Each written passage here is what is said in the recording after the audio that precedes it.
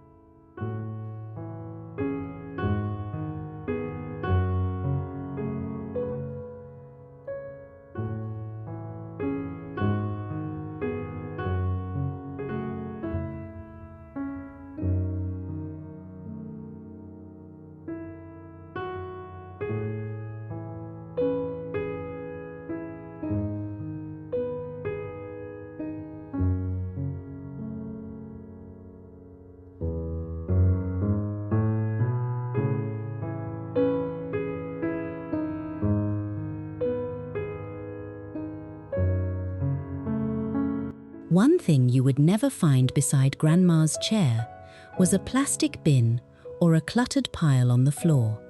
Everything had a place, and that place was usually a basket. If you're looking to solve a storage problem in a small cottage corner, look for a sturdy, woven willow basket, or, even better, a structured crochet floor basket. A cream cotton crochet basket with a thick, rolled brim is perfect for holding current projects or extra linens. The beauty of using a textile-based basket is that it doesn't have the hard edges of a wooden box. It softens the floor space. If you have a narrow hallway or a tiny reading nook, a soft-sided handmade basket can tuck into a corner without feeling like a bulky obstacle. It's the perfect example of practical storage that looks like decor. I often suggest lining these baskets with a piece of faded floral calico or a gingham napkin. It's a small detail, but it makes the act of reaching for a book or a pair of slippers feel a little more special.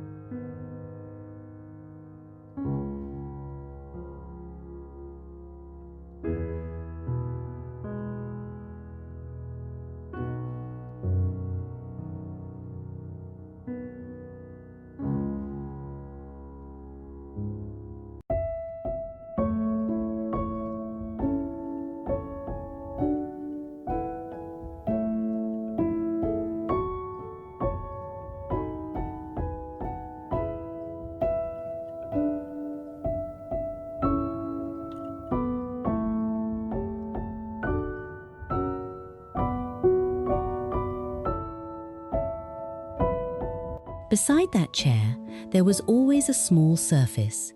It might have been an old wooden plant stand, a narrow pie safe, or a simple thrift store end table.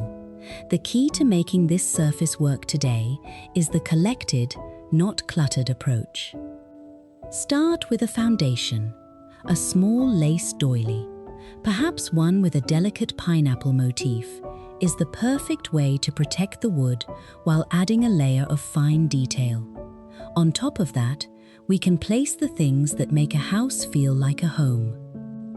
Imagine a single milk glass vase with a few sprigs of dried lavender, a vintage brass lamp with a scalloped crochet shade, and a small stack of coasters from a local church bazaar. This isn't just a table, it's a tiny gallery of things you love. For my friends living in smaller homes, remember that scale is everything. You don't need a large coffee table if you have a perfectly styled side table.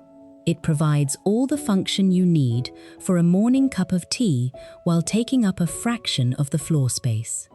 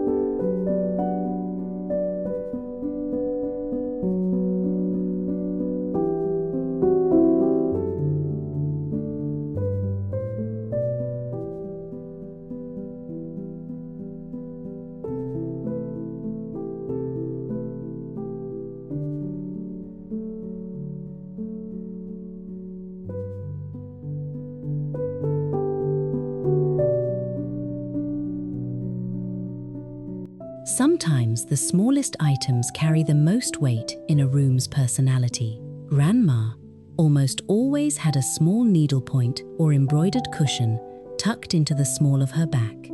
If your cottage living room feels a bit plain, look for a vintage needlepoint pillow with a classic floral motif, something like cabbage roses or wild violets. These pieces often feature dark, rich backgrounds that provide a beautiful contrast to a light-colored chair. Pairing a structured, hand-stitched pillow with a soft, flowing crochet throw creates a balance of textures that mass-produced pillows simply can't match. It's an affordable way to bring a sense of history into a room. I love finding these at estate sales. Often, the stitching is still perfect, even if the backing needs a little refresh.